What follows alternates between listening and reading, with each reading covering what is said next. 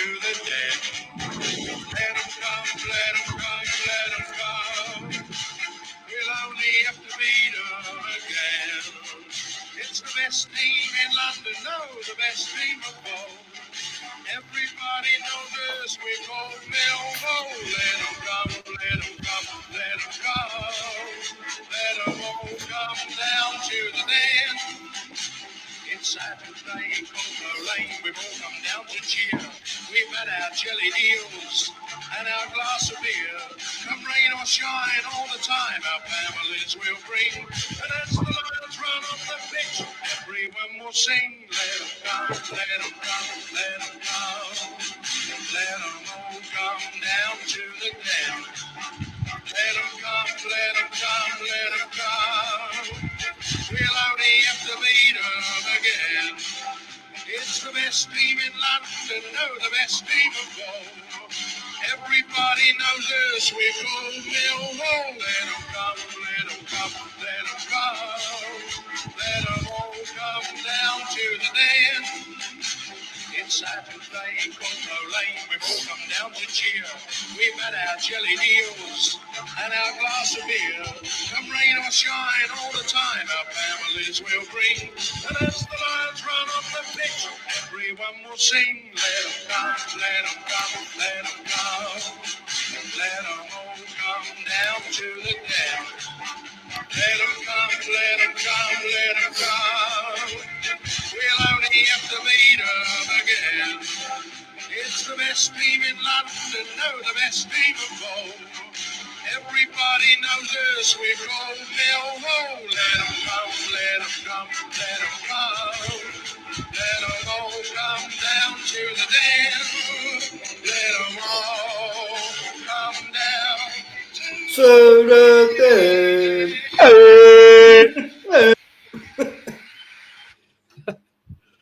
Fucking lost their heads. Natural.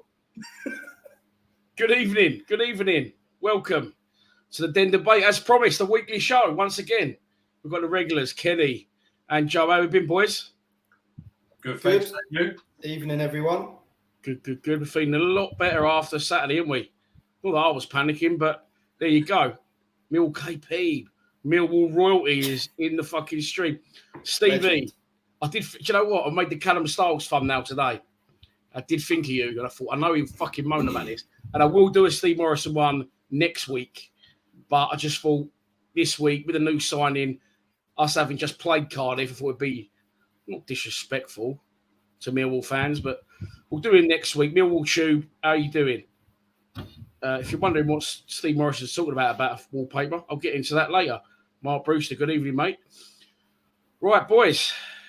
Good result Saturday. But before that, we've got two games to cover since our last podcast. We are winding it back to Burnley. Fucking Burnley. I've never been there before, Turf Moor. I was really, really impressed with Burnley. The crowd, the club. I said my mate lives up there and he was just like, if you live in Burnley and you don't support Burnley, he said, they fucking hate me up here. I've already got any mates. He must really love his missus. But Burnley, Joe went there not really expecting much. Yeah, not expecting much at all, to be honest. So we'll say it now. I think I said in my pre-match prediction, it'd be typical Millwall to go there and win. So maybe I was expecting that, but I think I've not got too many grudges about that game, to be honest. I know we lost the game, but I don't think the performance was that bad. I see improvements from the Reading game. And at the end of the day, Burnley are a very strong side, plenty of Premier League experience in a sort of last 10 years. And no doubt they're going to be up there towards the top come end of the season. So, it was always going to be difficult. But as I say, I weren't too unhappy with the performance, to be honest. No, I wasn't. I don't know about you, but yeah. Yeah, well, Ken, I think what Joe said there, but they've been in the Premier League for over 10 years, right? And I thought, I'll do as well, our little old Burnley, but when you've had 10 years of Premier League money, that's not a fucking couple of seasons, they're a big outfit, Ken, aren't they? Yeah, I think that as a Millwall fan, we're always full of optimism, and then when the result came, A proper Millwall supporter probably looks at that and goes, fair enough. Burnley as a team, you've actually, from the looks of it, they've recruited well. They've kept some really good players as well that played regularly. I mean, I think, is it Rodriguez? Yeah, he scored as well, didn't he? Yeah, so he played for them like loads of games in the Premier League, didn't he? He was a constant figure in the squad. So, when you look back at it and you look at the team and the way they played, I think we were just outclassed by a much better team with much better players, much better resources. And like you said, Dan, I think in your post match or your full time, it's a Tuesday night and this place is full. It was fucking rocking in there, but it was absolutely. They thrive on games like that, don't they? People always go like Burnley on a Tuesday night, things like that. It's not going to be easy. Yeah. So big club mentality. It's not little old Burnley. And you'd probably say that you'd look at them and go, they're going to be up there, aren't they, at the end of the season? Yeah. Jay Rodriguez, my mate was saying, who lives up there. They love him because he's from Burnley. And other than him, if I'm honest, the goalkeeper actually come on, that Peacock Farrell, who's been in the England setup, and he was their reserve keeper. They loved their keeper as well. They was absolutely all over their keeper, and he went off, and Peacock Farrell come on, and they was loving him. I've never seen so much love for two goalkeepers, but other than those two, I think really not household names in their side. I don't know whether that's naivety from me, but they were maybe not household names to all of us, but they were definitely Premier League players. And they had a player on the bench who they just signed as well, apparently weren't eligible. £4 million. That's just, go 4 mil. We can't compete with that. I don't really know a lot about their squad, but I think they got a lot of dough in pre-season. I think my mate was saying something like 80 million they got in from South to other clubs. So I think we need to take that into consideration. But that's Burnley covered. But for me, Joe, a good performance. It was no shame in it. We created chances. Yeah. But Fleming was the shining light for me. Oh yeah, 100%. Remember he had that. I look back at the highlights earlier. That free kick he had that looked destined for the top corner. And now he's had a couple of starts under his belt. He has looked really good, in all honesty. And I hope and I think he's just going to go from strength to strength and get better. Because I was impressed with him on Saturday as well. But I watched it Saturday, but strangely enough, I don't know if I was watching a different game. I said, Fleming's been brilliant. He's been pulling the strings at first. And Kieran goes to me, what do you mean? He's been our worst player. I said, are we watching a different game? Like, I don't know whether I'm right or he's right, what other people's opinions were, but I thought he played good on Saturday as well. Yeah, well, listen, this is the fucking joy of football, isn't it? We have different opinions, but he was really good for me, Fleming. And I said in my post-match, just went out about an hour ago, that I'll be honest, I said to you boys on the group chat thing that Fleming to me just looked a little bit lost. I knew it would take time to settle, but I wasn't sure. Coming to England at 23 was a little bit of a step too quick. And I've even like a couple of players saying, nah, listen, he's red hot in training, he's got a bit. And he just seemed to come back from that injury. Club let him travel back to Amsterdam, and he got a send-off from his old club, didn't he? And they showed him, this is the player he was, and thanks for everything. And it seems to have done in the world of good, maybe a good bit of man management from your best mate, Gary Rowett, Ken, on that one. I think we spoke about Fleming, didn't we, at the beginning of the season or when we signed him. And we said that you have to take these critical steps with players that have just come in, different country, different playing level, all these different things that he's got to adapt to. But actually, when you think about it, he's come along quite quickly. Yeah. And he looks quite stable in that 10, I'll be honest. Was it? I think he was in a 10 he was a 10 on Saturday anyway. But he looks quite stable in his play. And I've just seen a comment that probably pretty much sums it up from Harry and Julie Bowden. Fleming can only get better. And look, if he's at 40% at the moment, which I think he probably is, based on age, ability, experience, etc., all these things, then like I said when we first signed him, we won't see the best out of him till probably another couple of years, and that's exciting based on what we've already seen. Yeah, I liked your comment in the group chat at the start of the season. You said, "Boys, look, he's a record signing. We should not write him off this season, but what we get out of him this season is a bonus." And I think you're spot on, and you're spot on what you said as well.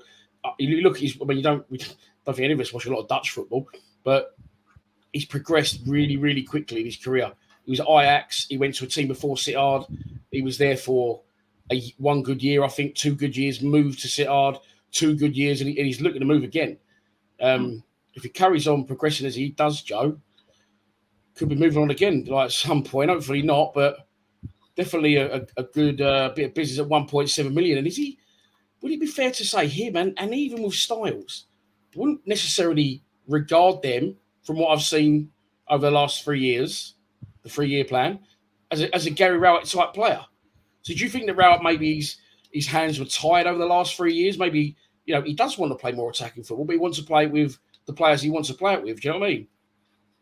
Yeah, I wouldn't say they're sort of your typical Rowett signings at all. Usually we just look at defensive midfielders that have played for him before, some of his mates, etc. But maybe he is, judging on the last couple of seasons, well, I hope, Kenny might not agree, but I hope he is trying to change his way of thinking a bit by bringing in players like that, having Fleming there as a number 10. Yeah. And we see with Styles on Saturday as well, like he looks like, well, I know he's meant to be centre mid or left wing back, whatever, but he looks solid in that left wing back role. And no surprise, he got a man of the match, but he could defend and he looked good going forward as well. Like he was not scared to be direct. The way he brushed past a couple of their players going down the wing, I thought, even early on in that game, I thought, right, we've got a player on our hands here. Fingers crossed we don't curse it, but yeah. Like saying, Ken, as well with Styles, Joe says, is it like, Rowett wanted these types of players, or he's felt the pressure, from fans and to play a different way? I don't think he's like that, because I think he's stubborn, but he definitely seems to be bringing a different type of player now, players that we want to see. Yeah. So maybe it is a reflection on our budget. But as Joe said, Styles came in straight from League One. And I said to my mate, I was really excited. He was like, nah, he's League One, but he wouldn't be in League One. But another young player. Yeah. I said to someone the other day, right, we've got Danny McNamara, Billy Mitchell, Fleming, and Styles, all under the age of 23. Is Rowett's 3-year plan building into a 6-year plan? Take it. This is why I didn't say this, not panic early in the season. That's why I said don't panic early in the season, because I can see the type of players he's signing now. And as Joe said, Styles looked really impressive on his debut. Yeah, look, because I don't want to get into this Gary Rowett thing, because last week I just spent hours just coating him, so I don't want to do that. But mind you, though, Dan, if we keep coating him and we play like we did on Saturday every week, then I'll carry on. I've said this before. Do you think it's a little bit of like, a little bit of pressure, like to manage our club? A lot of clubs, happy, clappy, family clubs, Reading, Fulham, they're just happy to exist. Do you think the added incentive and the pressure from our fans may, we want the best, we demand the best? And I used to work for my old man, I've referred to it before. And he used to fucking be on me. And then after about 17 years, after I had a mental breakdown and left the job, he went, "Oh, what are you jacking him for? He was really good." I said, "You bollocked the life out of me for 17 years." And he went, "Yeah, because I was keeping you on your toes." So it's good to keep Rowett on his toes, isn't it? I think even if you're the most boringest bloke in the world and you walk to work and for 3 years you've walked on the same side of the road, at one point you're going to find it. You're going to be curious of what it's like to walk across the other side of the road and walk to work. Loving this analogy. This is what goes on in my head, right? And I think he's had a little bit of a snippet. What I think he's doing is he's very, very defensive. He's very defensive minded, and I think it's taken him 3 years to finally find a way of being able to be defensive whilst being attacking, if that makes sense. So I think he's starting to find a way to do both. So let the leash off a little bit, but still, yeah, the main focus still we can get from a game where how can we not concede? You know what I mean? yeah. Which, as you know, in my opinion is completely wrong. But I'll tell you what will be the big test in this, or the big decision, is if on Saturday you have a look at that starting lineup and it goes Hutch, Cooper, and Wallace. And Won't be Hutch, he's injured. Oh, right, yeah, sorry. So the three centre-backs of Cresswell, Hutch and Cooper, and then you have Scott Malone on the left and Danny Mack on the right. Surely not.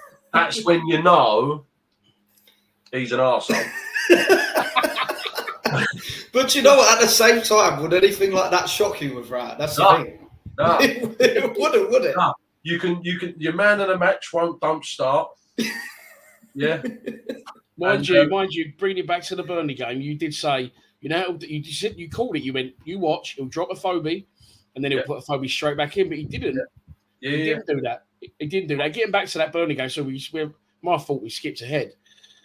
Joe said, good performance. I thought it was I was there. I know, I'm not saying I was there and you wasn't, but it could look different on a telly. I thought Burnley were intense from the first minute to the last. They, as I said, they are a Premier League side. We've come from the Premier League. They played in the Premier League way. Vincent Kompany, their manager, Craig Bellamy, their assistant. They got fantastic setup. And they will be thinking, yes, we should beat Millwall at home.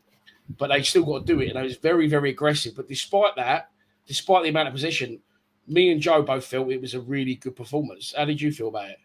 Yeah, I felt that for 60 minutes, around about 60 minutes, I felt like we really held our own in that game. And then I think after that, like we said, I think we just got outworked, outclassed. They were just better than us at everything. And sometimes you've just got to hold your hands up and go, yeah, all right, the better team won. We didn't get ruined. It's not like we've been embarrassed away at Burnley. No, we just about got beat really, and you can't really moan too much about it, in my opinion. No, Stephen Ball, thank you very much, mate, for your kind comments and continuing contributions to the channel. My mate said that it's he felt it was a little bit like watching us play when not Man United, but like the golf we played them in the FA Cup final. It was like us watching play our team in league above. But it's like say, Joe, we created chances, didn't we? What do you think of Volsammer as well, Joe? He was in for his first start. Yeah, I really like him, and I think you've seen him sort of go out wide as well, try and get involved, gets the ball and just tries to be direct and make things happen. And you've seen he started the last two games. I've been quite impressed with him, to be honest. And I think it's going to be hard. I think now, going into Sunderland on Saturday, you're going to have to start with them to bear in mind Afobe got his goal Saturday, but I just like the way it looked with Vogelsammer and Bradshaw up top together. And I think you're just going to have to stick with that for now, for the time being. But you see the thing with Afobe, I know I'm moving on a bit, but I think dropping him has sort of done him a favour, really, because he come on Saturday and he looked like he sort of had the bit between his teeth and something to prove. He took his goal well, great finish. And so, yeah, but I stick with Vogel and Bradshaw at a minute. Loads of me mates in the stream. Rob, good evening. Good to see you Saturday. Charlie, Teddy. Well, you're all me mates. Of course you are, but people I know personally. That legend's already had a mention. Here he is. Yeah, so the Burnley game, so I didn't think it was that bad. And I think, a lot of people have a little bit of a panic up after it. But bear in mind, they come off the back of a 5-1 win at Wigan. How did they get on Saturday, Burnley? Was it 1-0 against West Brom, I think? Yeah, they played Friday, didn't they? Friday. West Brom equalised 97th minute, didn't they? That's it. That's Thomas 70 or whatever. Yeah, we created a lot of chances at Burnley, and people said to me, "No, I said afterwards to the boys that they was like, what?" I said we had Fleming's free kick, Joe, that you said about great save. Second half, Fleming again into the near post, keeper saves. Murray Wallace hits the post from a corner. The other one that Fleming clips in, Cooper and then it back across. Afobe could have stabbed it home. And then Billy Mitchell, right at the last minute, their keeper makes a really good save down to his left. So we've been in home games. We've had no shots, Ken, haven't we? To have like 5 on target, that was right. Yeah, well, look, we've also been to Huddersfield away and watched this. Don't- Remember that one? Yes, I've been a demon as well. I'm going back there this season. I think it's next month, isn't it? Whatever. Yeah, I think end of October, isn't it? Yeah, I think it's the 1st of October. Or yeah, first or it's one of them. It's either beginning or end, isn't it? No, sorry, first is Blackburn, and then the end of October is Huddersfield. Yeah, that's it.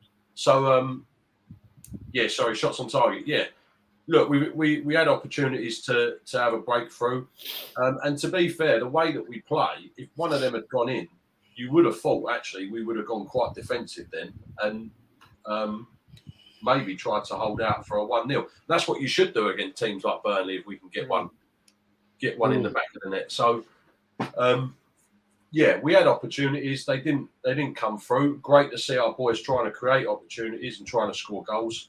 But like I say, just outclassed in the end, I think, and I don't think nobody can moan. No, honestly, it was. So I don't know. It looks on the telly, but his body's on the line. Like the boys really fucking give it their all. Like I think people saying, "Oh, he's lost the dressing room," even though we lost that game. I could tell you that wasn't the case. Like they was out there giving everything they got for the club, and ultimately that's all that we could ask for. Do you know what I mean? At the end of the day, but we lose the game. 3 defeats on a bounce. Loads of people going, "Fucking get him out!" But we said our home form and the Den is a fortress. And we had a minor blip against Reading, but let's not forget, by the way, Reading are right up there in the table as well. We've actually, I'll put the league table on the screen now. We've played a lot of teams above us at the minute. Yeah, look, we're jumping ahead a bit, right? But we've got back-to-back home games now. You pick up 4 points from them back-to-back home games. Beat Sunderland Saturday, you're right up there. So look, Sheffield United, lost 2-0. Norwich, lost 2-0. Reading lost at home. Burnley lost away. There is no easy games in this division. Do you think, boys, question that wasn't on my notes or anything, but while we're on the subject, last year I remember people saying in pre-season, it's there for the taking this year, it's there for the taking. Like Benjamin Bloom on pre-season, he always speaks a lot of sense, and he said, you will struggle to get top 6 this season because West Brom came down the year before last. Who else did? Someone else come down the year before last, didn't go back up. So they've got their second year of parachute payment money. And then you've got the 3 that have come down with their parachute payment money. Which is only what but I'm telling you this year, there'll only be one place up for grabs. Do you think the league's a lot more competitive this year? There's a lot more fucking miles on the clock for the away days. I know that much. 100%. It's never going to be. Remember a couple seasons ago, people were going, when we signed, sorry to go back to it, but we signed Troy Parrott. And I don't know if there was someone else as well. And everyone was going, it's there for the taking this year. We could even get top 2, blah, blah. And look how that turned out. So it's never, we could sign whoever. Like I'm happy with the signings he's made during the summer and even recently. But I can't see us ever being right up there. Like top 6 at a push. But this league is never going to be easy. As you say, there's so many, when you actually look at the league, there's probably, I'd say, 80 to 90% of the teams in the Championship now have been in the Premiership within the last 8 years or something. So they've all had parachute payments along the way. They've all got, I know we're going back to budget and that. There's some teams on smaller budgets that have done it before. But, for us to even compete, I think, on our budget. Listen, look, I think that last season, I think you had the 2 standout sides in Fulham and Bournemouth, and even Forest to an extent, because they actually were bottom at one point. It's like Chris Hughton, fucking Gollum comes in, I can't remember his name. Hey, you guys! Yeah, fucking sloppy. Sloth love Chunk. He comes in. I'm Chunky Sloth. And he gets them up. But I think this year, there may not be one runaway side, although I did tip Burnley for promotion after their victory against us.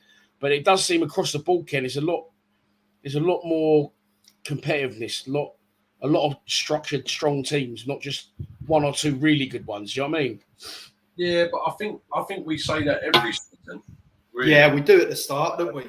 Yeah, and also I've always said this. It doesn't boil down to all right. Burnley have signed a £4 million strikers on the bench, right? But that Tete didn't cost them hardly anything. you know what I mean? Like I think it was Tete. Was it Tete? There's their really quick centre forward that they had on the pitch.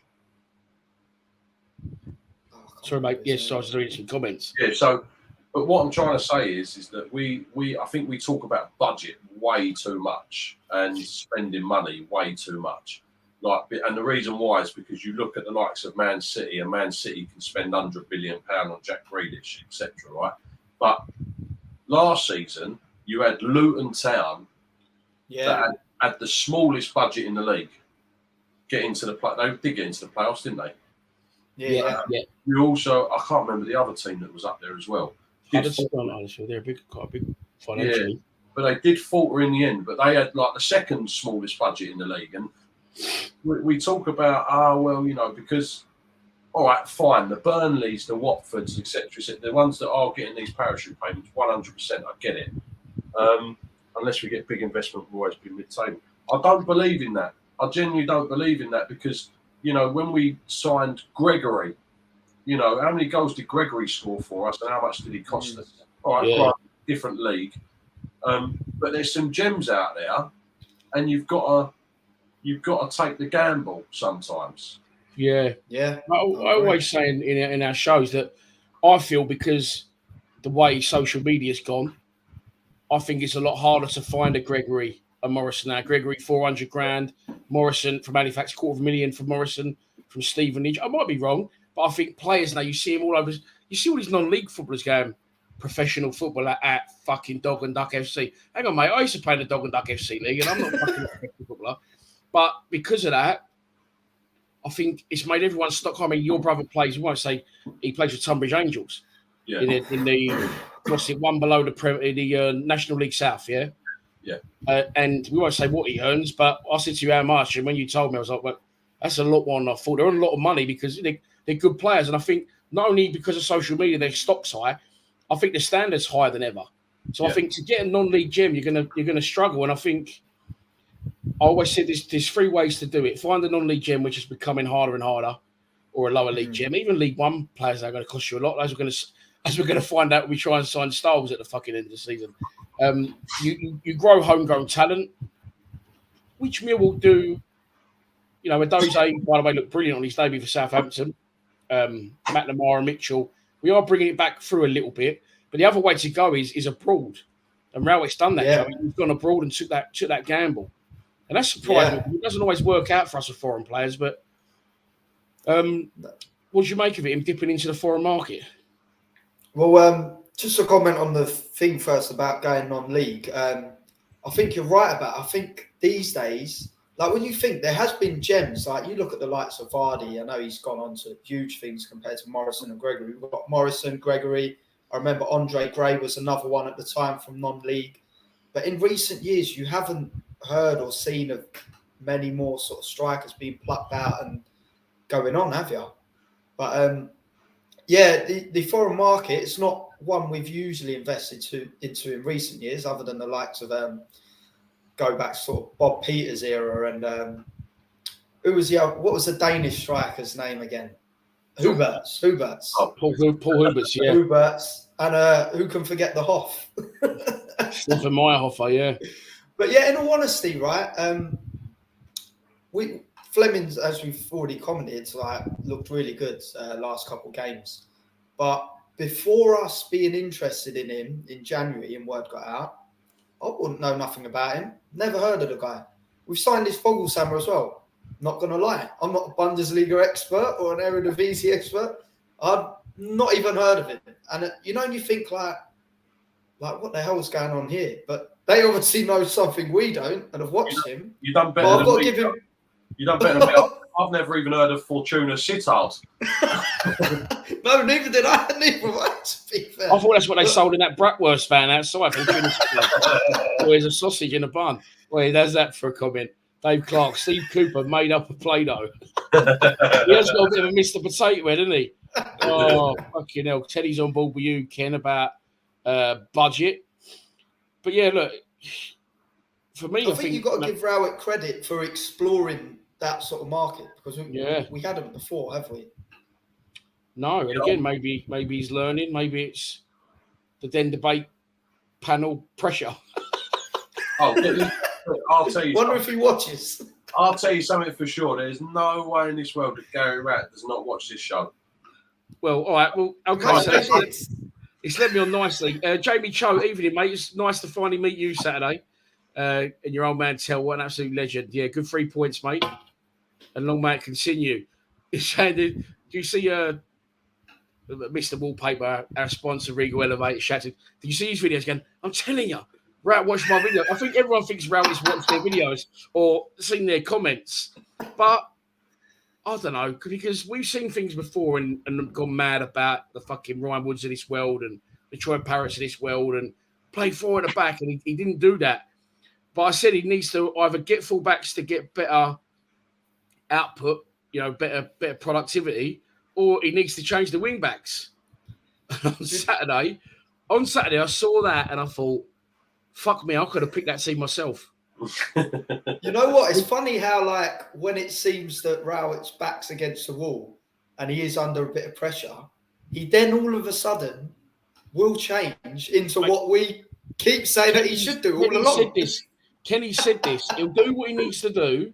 Yeah. And let's not slate him, but Kenny said in the last video we did, after we finished the last one last week, I was like, fucking hell, Ken, you're actually cleverer than I thought. You tied me up in knots a couple of times. Kenny has said on this podcast before, and like we say, we don't want to make it a route bashing because I think we're doing all right, honestly, and I'm happy where we are. Yeah. But Kenny did say he'll do what he needs to do to explore them avenues and get back in favour, and then he'll go back to revert back to the previous weekend, didn't you? Yeah, and he's done that now, and obviously all about Invergrade, who've been quiet for the last few weeks. Why though? Why do you not want to win football matches? No. What are you there for? No. But what I'm saying is all the they all pipe up again, didn't they? Giving me grief because we've gone and won a game. But yeah, in my opinion, this is what he does: is he goes to do what we say that he should do and what we've been saying he should do for months and months and months. We get a result out of it. We get a good performance out of it. All right, albeit not the best team in the world, but a great old saying from Mr. Dan is you can only beat what's in front of you. And like I say, we'll go to Sunderland on Saturday, and Malone and Danny Mack will be playing. No. Fleming will be on the bench. Afobe will be a lone striker. I think the only way that will happen Saturday is if someone gets injured, which knowing fucking us is more than likely going to happen. Dave Clark, legend, mate. Thank you very much for your comment of Play-Doh Ed. I enjoyed that and your contribution to the channel. So, right, I said I could have picked that myself. Bart in goal, 3 centre backs, Wallace, Cooper Hutch. I'll be saying that's our best back three. We'll get onto that later with fucking bipolar Cresswell, perfect middle player, bipolar. Shackleton, best way to describe him. Go on. No, that's the best way to describe him, I said. Yeah. My mate Shackleton, my mate who does the Leeds channel, Connor, does the All Leagues TV, said Shackleton's really good, but he's better at wing back, which is where he played. I agree. Styles, new signing in, Malone out, love it. Saville Mitchell, whether people like it or not, we get results with those two in the side. They played 30-odd games together straight last year. Fleming in a 10 after a Burnley at to be, and Volksammer and Bradshaw up front. I don't really feel that's clicked yet. But again, don't think it's all their fault. Don't think they get many opportunities to shoot. Bradshaw didn't. I love Bradders. Didn't have the greatest game Saturday, but was it because he missed 4 shots at goal? No, it's because he gave the ball away with a defender up his arse, which ain't his game. Maybe it should be. But what did you think of that start at 11, Joe? Happy with it? Yeah, I quite like it, to be fair.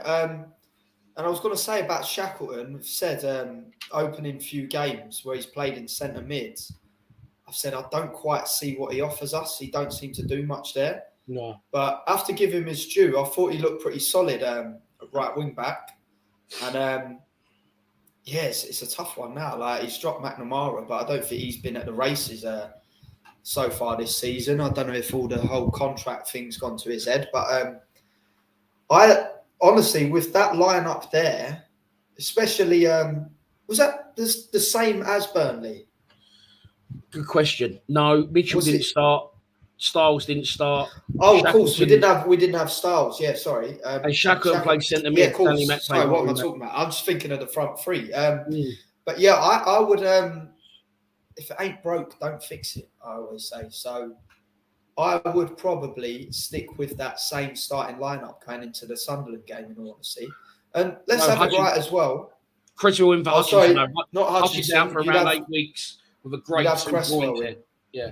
But it's obviously still early days. What are we, 7-8 games in? And we've got a few new players there. I still think it's going to take a little bit of time to figure out exactly what our strongest starting 11 is. And I think that's hard for him to do when we're losing games and he's fucking under pressure. Ken, what did you make of that? Don't say you would have played 4 at the back. 4-4-2. No, what did you make of that starting 11, Ken? Yeah, so I was really happy with that. The only thing I questioned was goal slammer up top. What do you think of him? I think that we've probably chucked him in way too early. Yeah. And I think he's a bit of a fish out of water at the moment, to be honest.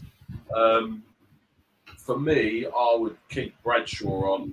But I would have kept Bradshaw on for the whole game in both the previous home games that we played. Yeah. He was getting a bit of shit, Brad, from where I was sitting Saturday. People going, he's shit, get him off.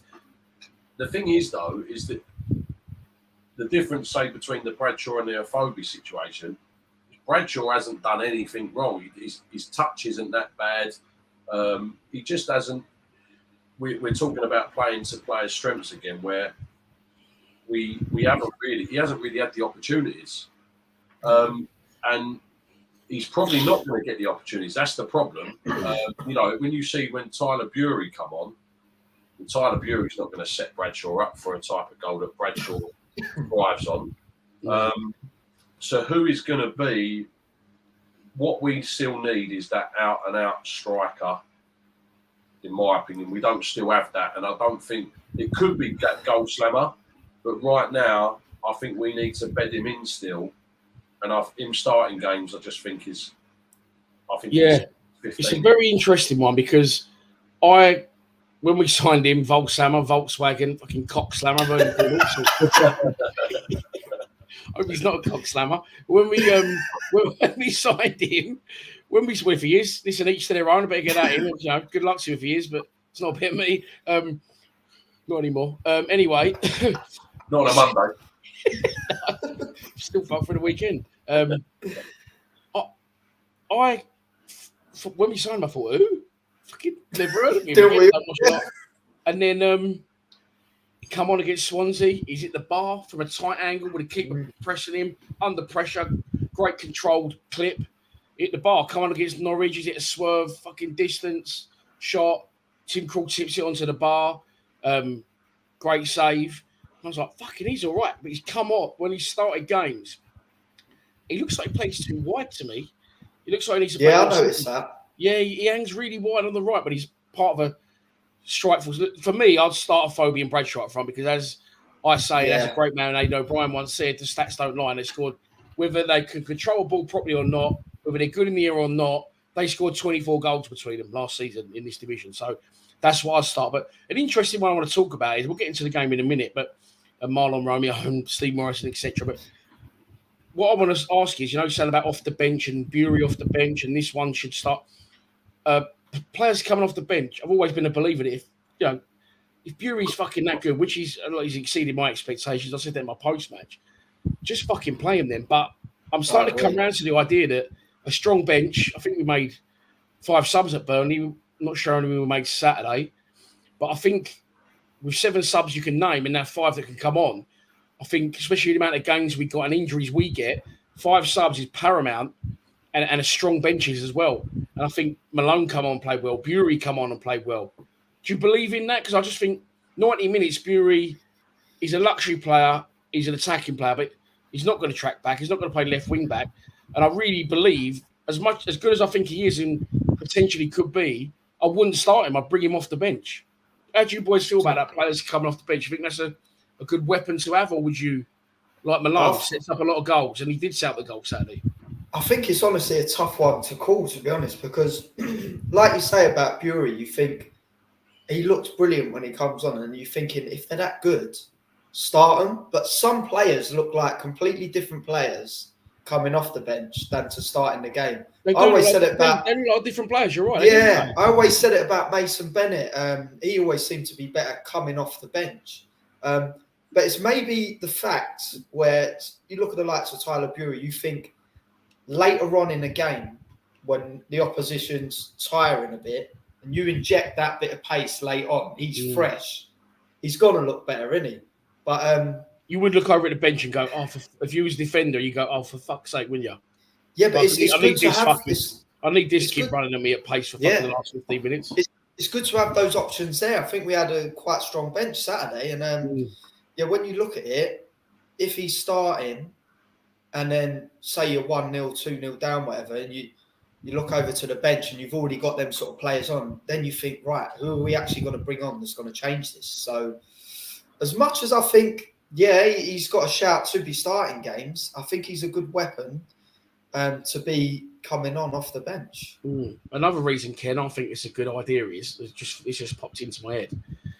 Is that I think it's fair to say that a lot of, not always, we are quite a reactive side, so we'll concede and then we'll kick in. So we're chasing games a lot. So it's good to have them different options on the bench and bring these players on.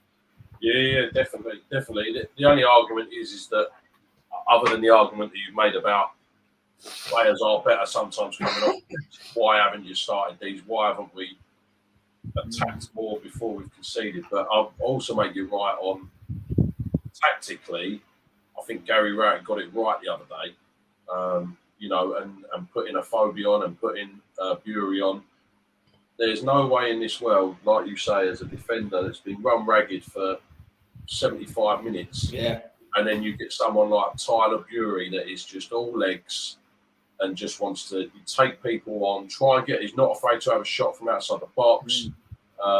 He's not afraid to he'll run past you. The only thing you can do is take him out. But I would not start Bury. The only way I would start Bury is if I was playing him as a winger. Yeah. It all depends on formation, what way he's planning to set up as well. Yeah. Doesn't it? Well, Mill KP says Bury has to play. He must play. I think if you're playing, no disrespect to Tyler, because I've said he's really come on and surprised me, and I'm excited to see how far he can go in his career. But unless you're playing like a lower league team in the cup, or I think the only time he started, he scored that great goal against QPR, didn't he? Then, and then when you got to start him, and I think we started him away to Derby, and he done really well and scored. But I remember that, but I don't think he really fits into the new formation. I think. It's not hampering him because it's not hampering him, but he's still part of the squad.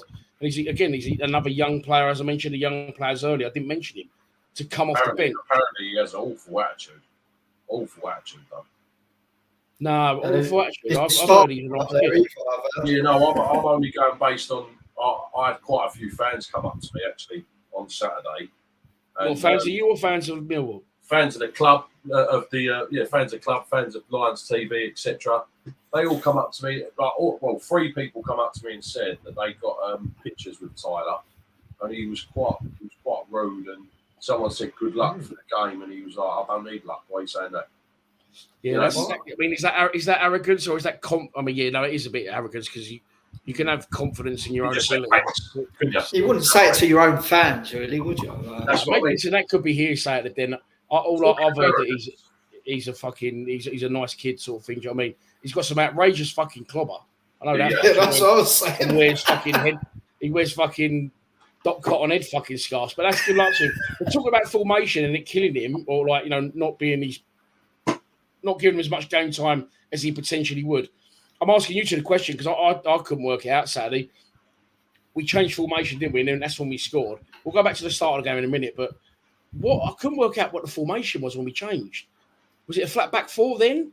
Yeah. Oh, I think he did because didn't he move? Oh, who was it? He put Styles into centre mid. Yeah, he put Styles in centre mid. Went flat back four. He went Murray Wallace left back, Shackleton right. Yeah, the two centre halves before the big dog got injured, and then he put Mitchell.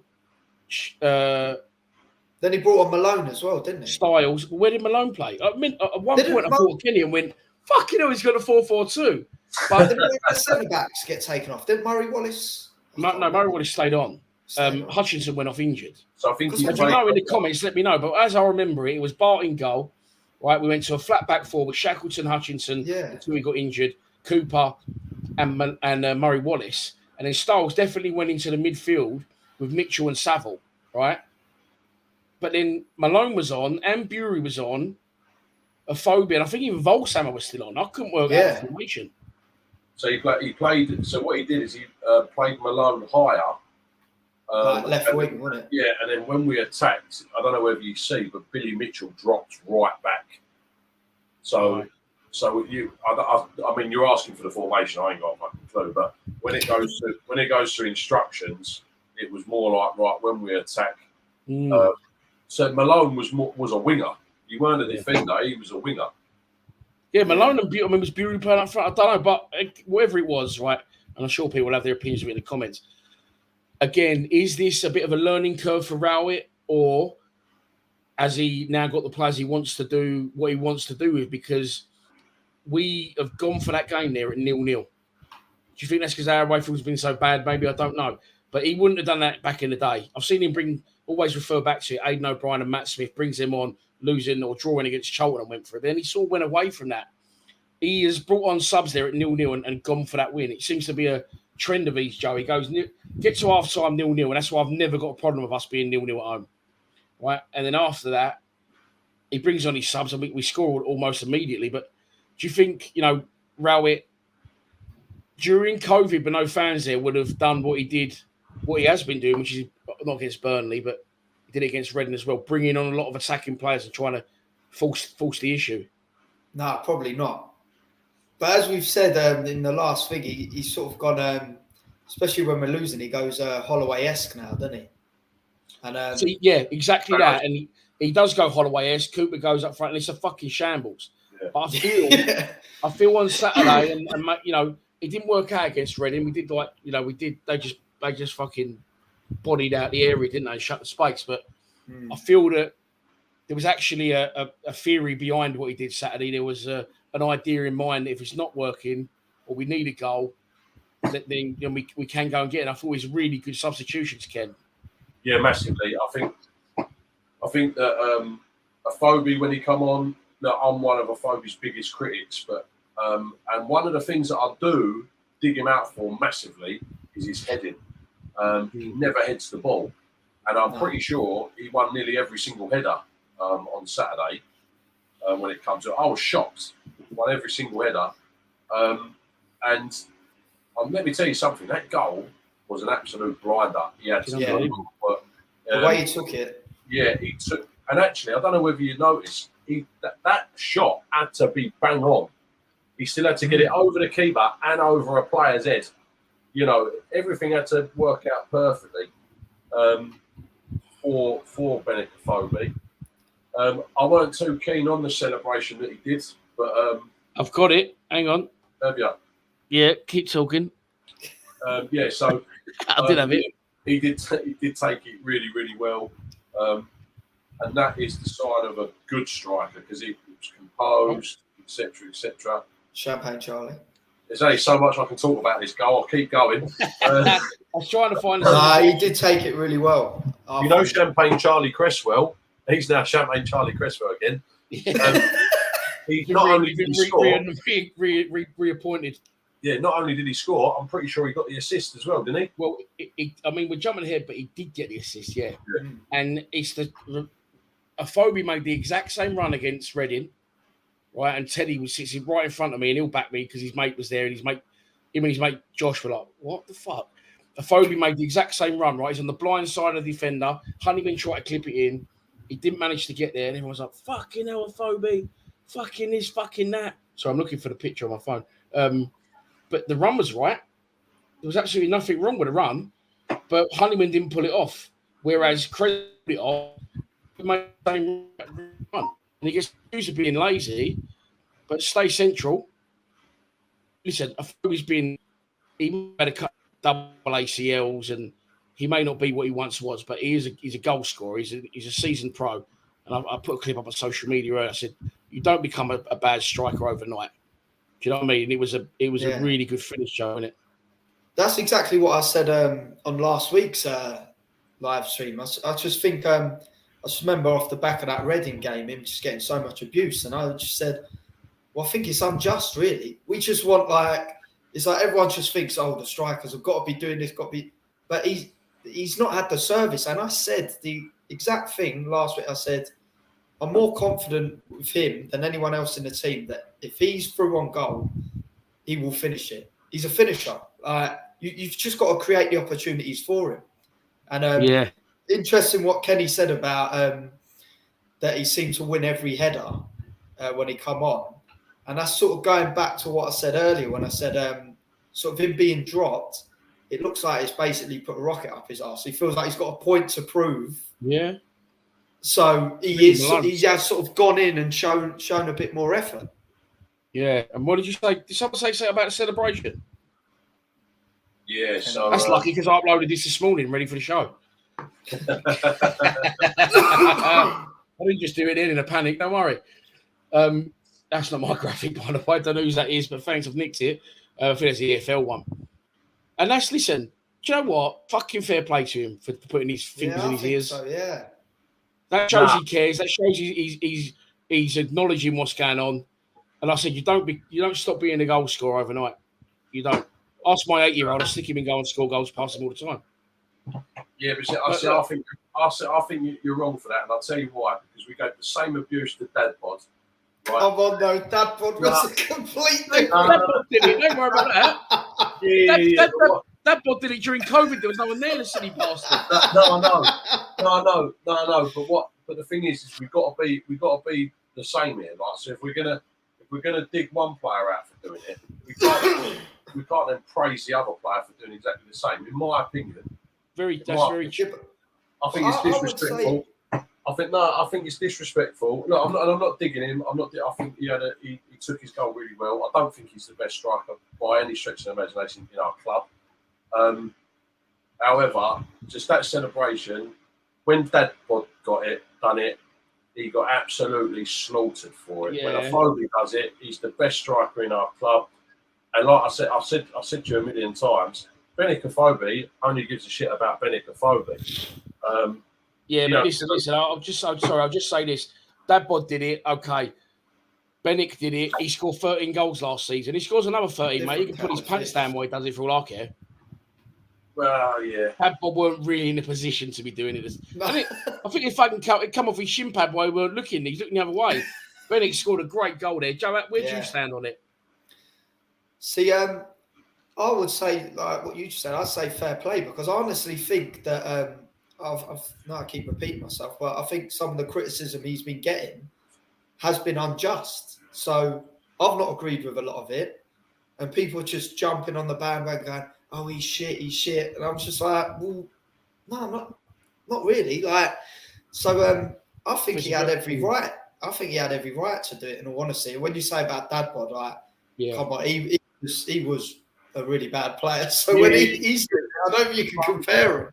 I'm not basing it on players. I'm basing it on the action, right? And that's what I'm saying is that if on that basis, if we were going to dig out, because we didn't dig Dad Bod out for being a shit player, we dug Dad Bod out for doing that action. That's when everyone went absolutely mental at him. So look, it is what it is. I'm not trying to make some like hate clan for Afobe for doing it. But in my opinion, I just think it's quite disrespectful. Okay. All right, if he scores 13 goals. But I'm telling you now, in my opinion, I don't think he'll be our top goal scorer this season by any stretch of the imagination. Go on. Sorry. Yeah, I really don't. I don't think he does enough. I think he'll be one of these players that usually 13 goals is enough. 13 double goals figures in the champ. Not for him. Yeah, for double figures for the championship for a team that's mid-table. But I've always stated that with the players that we've got, we should be higher than that.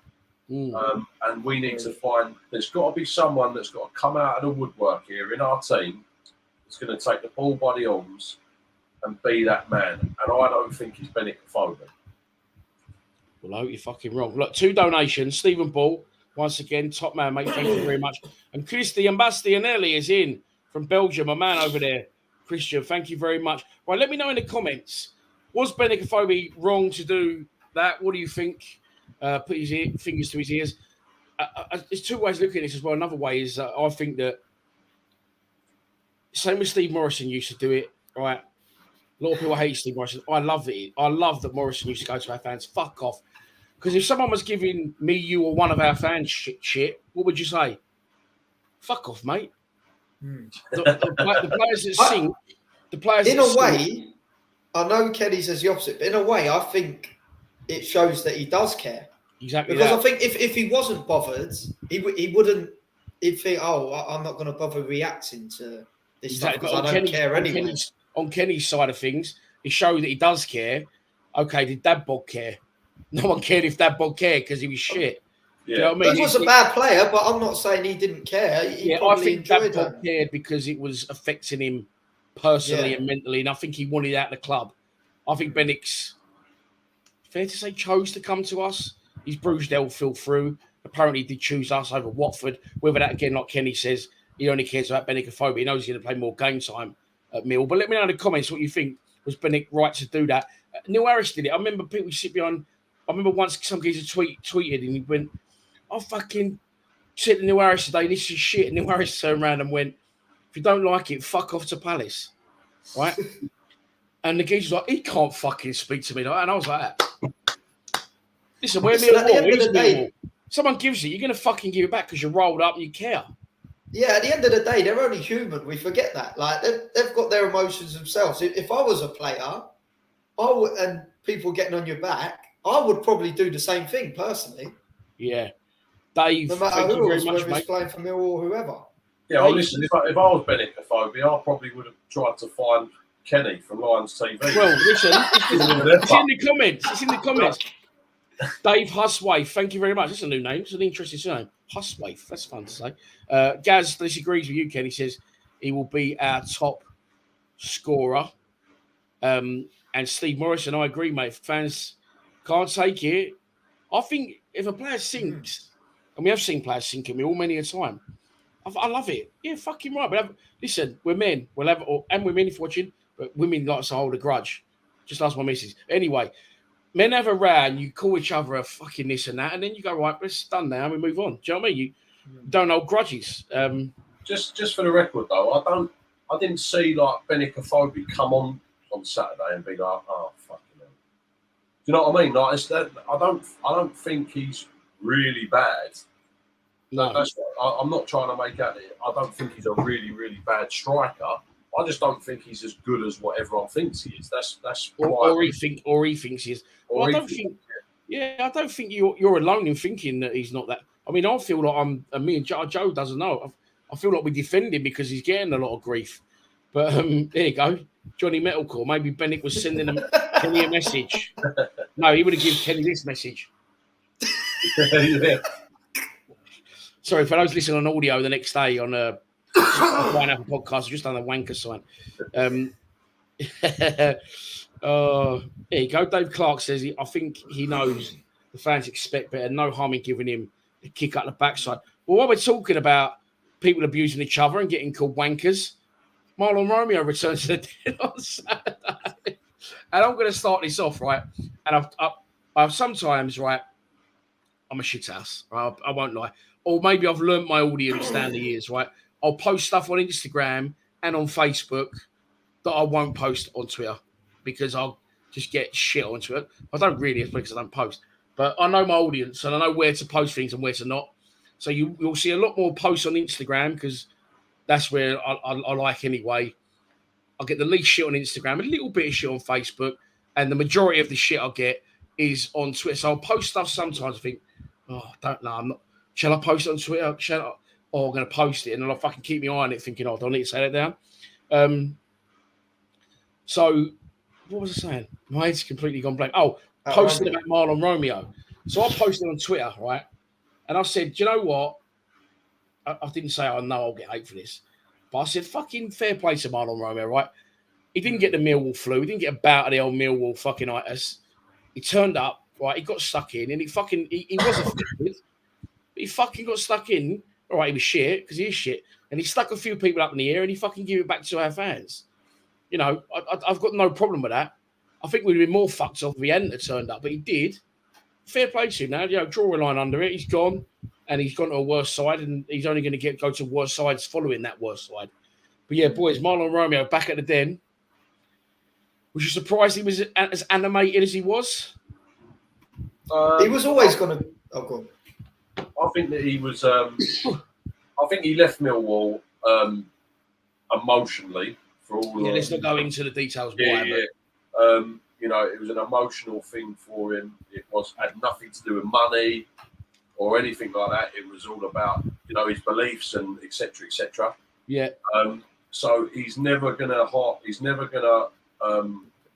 Millwall in a high regard ever. And I think with what he believed, that's going to be deeper than anything else. So that emotion is quite strong. And so I think that he probably had sleepless nights about coming back to Millwall. And I don't think it had anything to do with our fans. I think genuinely he probably felt like he had a point to prove. I don't think he wanted to be there from the minute he turned up. He sat on that coach to get there. Well, like Joe says, he's only human. They're like, yeah. I sometimes get anxiety going to the dinner. How must that fucker felt? Do you know what I mean? Yeah, I think. By the way, though, I am going to say this: how he didn't get a red card for that tackle on Styles, I do not know. Oh yeah, comments. Both feet off the ground, studs up. Well, maybe he wanted the red card, Ken. Maybe he wanted to maybe. But yeah, look, like we said, I don't want to get into it too much in the detail. It was always going to happen. I quite enjoyed it. I found it quite funny listening to everyone giving grief. And yeah, it is what it is. I don't know what he done at the end when he was walking back into the tunnel. You know, obviously he's got to be proper hard to do that. Just as he's about to walk into the tunnel, but. Well, the thing is, listen, it's like we just said. You know, people get affected, people care, and I do think, Joe, it's a bit of a. It's not. Well, it is. Fuck him. It's not a shame, but he will never remember his Mill years with fond memories. Now, he was the first one to Steve Morrison when he scored the winner. He was a good servant for our club, considering we got him for fuck all from Gillingham. You know, and he's been given a bit of shit, and he's give it back. I think I agree with you. I just think like fair play. I would have probably there's different ways you can react to it as a footballer. Everyone's got emotions. Like if you're getting that much abuse for like 90 minutes solid, it's going to be hard not to react in some way. It just depends on what way you would react. Like if I was a footballer, in all honesty, I keep saying I'd be an absolute shit ass and wind up. Well, listen, I've thought this and I haven't said it anywhere. He was. Let me give Marlon Romeo credit here. He was no Ben Chilwell, was he? He weren't scared to take fucking throw-ons. He fucking stuck Styles up in the air. He was giving it back, and it affected him. He got caught up in the fucking atmosphere. Depending on the person, there's different ways you can react to things like that. Like some players will just sort of laugh it off and just be like, "Oh yeah, brilliant." But he's done whatever he's done. Like whatever. Like fair play. We move on. We won the game, so can't have any qualms. You know what I think is that he wasn't a bad servant for us as a footballer, and unfortunately there was a little bit of conflicting interest in what Millwall wanted to do and what he believed, and that's his right to not agree with that, as is other people's right to agree with it or not agree with it. And, he genuinely just believed it. So fair play to him for standing his ground in something that he believed in. I think that's a great asset for somebody to have. And, what he's done is he's gone, right, okay, that's what I want and that's what I believe in. You're not going to do it, so I want to go. Let's be honest.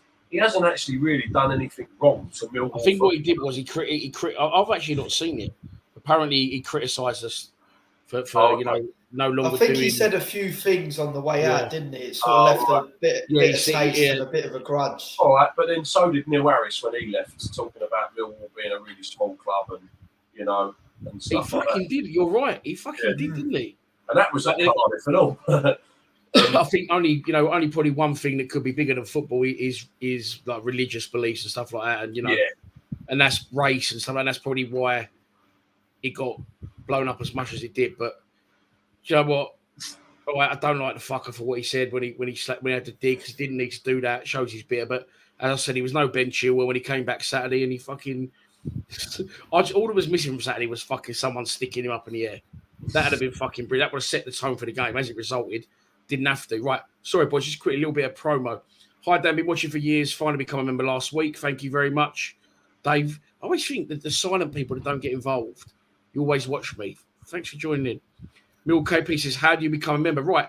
You can go to the link of this video. It's in most of our videos now. There's a button you can press to join. You can also click the join icon on our YouTube home screen. What you get is you get weekly wallpapers. Or if you're online, Steve, you get them for free because Kenny's loving them. That's our latest wallpaper that went up today. We've done a Volkshammer, a Bolkowski, an SE16. We've done loads.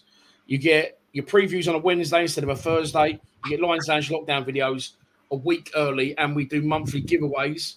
Our member called JL, he hasn't come back to me yet, but pardon me, he won £50 to spend in a club shop, courtesy of me, well, courtesy of the membership money, basically. It was £50 the first month, so I put it all back in. And that's how you join, mate, £3 a month. Right, we skipped around here, but I really like it tonight. It has been a debate. We've all not agreed. It's been a good show, but we've skipped across, and we haven't spoke about the first goal. And the goal scorer of that first goal. I can't fucking work this guy out, boys, honestly. I think, do you know what? Jekyll and Hyde, isn't it? Bipolar. Yeah, he's perfect for us then. But I was thinking today, he's really baffling me. And I was thinking at one point, you know, he's a young player, and Steven Gerrard started right back. Then I was thinking, I wonder if he could be a midfielder when he gets older. Because he can't defend. I'm telling you, he can't defend. He can't defend. From the very first game against Palace, he can't defend. But you know what? Go on. Sorry, that interesting you say about him, the midfielder, because I remember when we signed him, and you know, you watch all these highlight reels and stuff before, and it always showed him sort of playing it out from the back. He'd pick up the ball in a centre-back position, and then he just stormed forward and beat like 2-3 players, and you're like, you don't usually expect that from a centre-back, do you? No, he's fucking he gets the ball. It's hard to work out. He gets the ball at his feet, and he spins round in a full fucking 90-degree circle, 360, circle. And he's trying to take the ball in his own box over by the corner flag. But then, he scores the first, Ken, and he sets up the second with a brilliant bit of initiative and quick fucking play. Perfect ball for Afobe. What do you make of this guy? What do you make of our top goal scorer? I think he's a new age centre back, and good shout.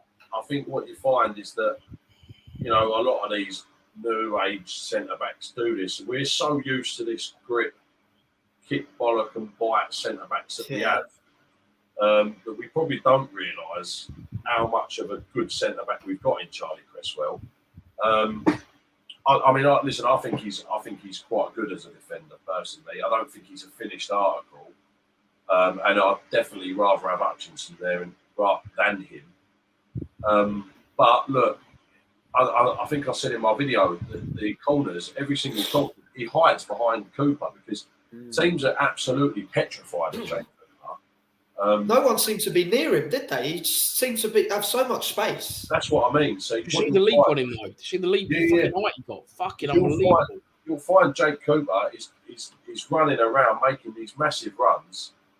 Because before, if you remember, Jake Cooper just used to stand at the back post and get his headers. He can't do that anymore. And you'll see that Cresswell will sort of hide behind him. Jake Cooper will do this massive run. Everyone has a panic up. And Charlie Cresswell's there just to bang it in. He's scored from that position 3 times now. Yeah. No. And why is that? Do you think the attention's on Cooper, Joe, or do you think the leap's that good, or his movement's that good? Could be, because when you look at Cooper, a lot of players in the division now are going to know about Cooper, thinking he's our danger man. So they're going to put all the focus on him. And then it takes a bit away from... Cresswell's a bit of an unknown entity in this league, so he could probably get away with it. All the attention's going on Cooper, and he drifts in unnoticed. No one picks him up. Bang, there you go. And I think it's a great weapon to have. And the minute you take it off of Cooper, Cooper's in for He's got to do something. Yeah. So difficult, and it's difficult for teams to defend against. However, I don't want to we keep scoring all these goals from set pieces. I mean, don't get me wrong, I'll take it. But nice to see that we scored a goal from open play at least. Yeah. Well, Look at that leap. Tim KO-esque. Fucking look. He's fucking as high as the Dockers up one. Look at him. He could have fucking headbutted Mr. Bye for now from up there. Look at him. Oh, fucking love it. Malone assisted him, boys. Do you know what I said to you before? Before we went on there, I said, we've only got 2 games to talk about tonight instead of the usual 4 or 5. We have to try and drag it out. We got so much more to cover, so I hope you two are all right to continue. Breeze is bad, isn't it? I might have to go and get my other vape because that ran out 20 minutes ago. But fucking, that's a shame. Yeah. But again, players coming off the bench. I thought Malone come off the bench and did well. What did you boys think? Again, I think it's another Afobe situation. He's used to starting every game. Then they've brought in this other player in his position. He's sort of come on thinking, well, you know, I've got a point to prove here. And sometimes it's a good thing to drop the players because they come back with a bit 100%. More fight, a bit more passion, a bit more energy, thinking, well, I've got someone here. I've got to compete for my position now. So, again, I think similar to the Afobe situation. Ken? He ain't there. Oh, he's gone. I thought he's joking. Got to get a vape. I wasn't even looking. I was looking at the next graphic I was going to put on the screen, which was that. Because we haven't covered this yet either. Fuck me, it's going to be a long one tonight, boys. New signing. Joe, Kenny's back. New signing. Callum Styles. Yeah. I mean, I know it's early. Some are calling the Rotherhithe Research. I started that. And when I say some, I'm saying me. I'm the only one who said it so far. Listen, I put it out there on social. I said nicknames for him. People saying the Bermondsey Badger, but he can't be. We've already got the Bermondsey Burkamp. He looks something. We've covered how good he looked. But the situation is with Barnsley, they've let him out on loan to us, providing he signs a new contract. We should have done that with fucking West Brom and Jed Wallace. Yeah. But, great start, mate, for him. Great start. I thought he looked brilliant. And no surprise, got man of the match, didn't he? I just think he gives us a different avenue in that LWB position. Looks good going forward. Ain't afraid to take a player on. But I've seen that from Malone before, but he's just seemed to have gone off the boil a bit. But he does look a bit better, doesn't he? And first game, let's just hope it continues. Let's hope so. Kim, have Barnsley got a gun to her head, though, in this situation where they've made him sign it? They basically said, we are not going to let you go out on loan unless you sign this new contract, which is now done. The worry is for me, I said this in my post-match as well, we're going to end up getting fucking priced out of it. Do you know what I mean? Yeah, I think that maybe just we need to look more maybe at the here and now. You know, right here and right now, he's a Millwall player. And if he can do a job for us for a season, then that'll be grinding. And then we see where we're at the end of, at the end of the season. We haven't got to sign him, have we? So there's other options out there. There could be other options out there. But for a guy that apparently was still at the Den Thursday night, 1 o'clock in the morning, back in the office in the morning on Friday, to do the team chats or whatever, and then play on the Saturday, and the way he played was really, really impressive. So, well, the Millwall Messi, Charles is calling him, mate, over there in. This is nice. The Budapest Badjo, because he's obviously he's half Hungarian, isn't he? Yeah, but he's from Bury, wasn't he? So yeah, exactly. But they're calling him the Budapest Badjo. Fucking, it's all round. It's like the Chitty all round the fucking nations here. Sorry, Chitty, if you're watching. You know what I like. So it's a private joke between those boys on the group chat. Hungarian international as well. 22 years old. Played in the first team for Bury when he was like 15. Moved to Barnsley, 120 games for them. As I said, he actually played against England in that 3-0 win for Hungary. I'm going, he looks really good on a showreel, which, as we've seen, Yuri Skalak does as well in the past. My mate's getting. Sure, John Daddy does as well. Yeah, he's League One. Oh, that's a stretch. He must have a fucking good. He ain't got me in there. I was the only one who could pull that off. He said, you know, why has he not played at upper division? I just worry, Joe, it's going to fucking alarm bells for other clubs to go, oh, Chris Wood, Darren Huckabee, fucking Jason Puncham. We'll have him. Thanks. See ya. Yeah. So we've definitely got him till end of the season, yeah? And we've got the first option to buy him. Yeah, what I'd be worried about is I'm sure there's been instances of it before where a player does really well for a club, even though their loan agreement's end of the season, somehow gets terminated in January so they can sell him to another club for a lot more money. We've seen it happen before. Well, I'll let you boys know, but I'll let the people in the live stream into a little secret. Daniel Ballard was on loan at us last season. In January, it was going to get terminated because Forest were going to buy him. And he then got injured. Things can happen. Yeah, this is what I'm fucking... But it's catch-22 because you want him to fucking do well. But if he does too well, that's what 22 years old. I mean, Dino just said there, quick feet. This is everything I saw, Dino. Quick feet, good close control. It's like he had it on a string, under pressure, and a good start. Yeah. Some people I've heard were calling him the Camberwell Cantona. It was B. Lyon who called him that. The possibilities are endless. Yeah, I know. I think the Rob have recent wins, partly one because I started it, and two is my show, and three, it's that position. But as we said, like, he looks versatile, and we're absolutely inundated with fucking central midfielders now. Don't we, boys? But that's another thing. He's versatile, isn't he? If needed, he can play in centre mid as well. I don't know what his actual best position is meant to be, but well, Gary Rowett seems to think that that's where he'll end up playing for us. Well, Gary Rowett knows best. He thinks that, so Leonard's a right back. Take that. So, as an interesting question, we called for the gaffer to change the fucking formation or get wing backs who can deliver. Danny Mack's going to struggle to get back in, but I think it will raise Danny Mack's game. But the question I'm saying is, we have the two fullbacks, wing backs, continue as they are until the end of the season. We have an option to buy both of them.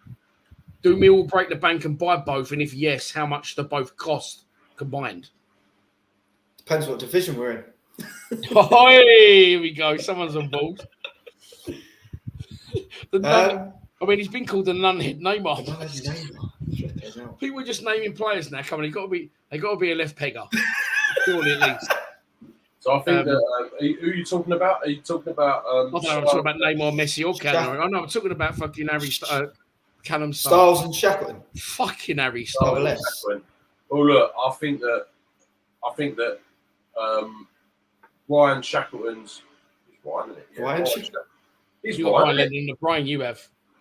No, Jamie Shackleton. Jamie Shackleton. Have I got that right? I'm double guessing myself now. It's Jamie, isn't it? I just called Callum Styles a member of One Direction. Don't worry about it. My head's gone. So Shackleton played on Saturday. Danny Mack has not had a performance anywhere near Shackleton's performance on Saturday. Okay. So, agreed. Me personally, I cannot see Danny Mack getting it back in that side right now. Like, after that performance, there's no way in this world that should be changed. Callum Styles and Scott Malone, I know I'll get hate for this, but like, that's a difficult one. And the only reason why it's a difficult one is I'm pretty sure that Malone is now on 4 assists for the season. Mm. And stats are stats, set pieces, whatever it is, it doesn't matter. He is still on, I think, contributing. 4 assists. Yeah, if you're contributing the goals, and without being rude, and without being rude, that's more than what Bradshaw's done this season. But yet they booed Gary Rowett for taking him off. But what are you saying? Are you saying Malone's done more than Bradshaw? No, so what in ways of contribution, what I'm saying is that people are digging Malone out, and rightfully so, because he can't defend for Toffee. But he has contributed to 4 goals, whereas we all had a go at Rowett for taking Bradshaw off last week. Yeah. But Bradshaw, unfortunately, at the moment hasn't contributed to anything.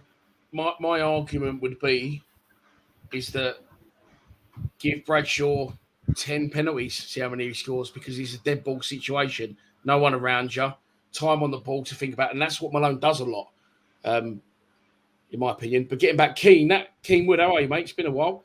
That's the exact figure I thought in my head. £5 million. You're looking at 2.5 million each. Yeah, I'd say I reckon. That's exactly what I was thinking.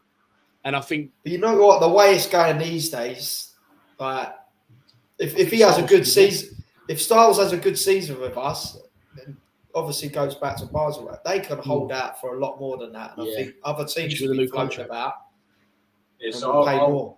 I'd say the 5 million would be right, but I reckon that Leeds hold Shackleton in a much higher regard than that. No, see, I was going to say, for me, Shackleton's been to the Prem, and say that Connor, my mate Connor's really good, knows his shit, and he said he weren't really up to the Prem standard, or which is a high standard. He's only young. He had a few starts, didn't he? Though. Yeah, but I feel that Styles is a little bit unknown. I feel he could push to a higher level than Shackleton. But say, 5 million a pair, I think John Berylson saying, fucking hell. You can pay 1.3 million for one of them.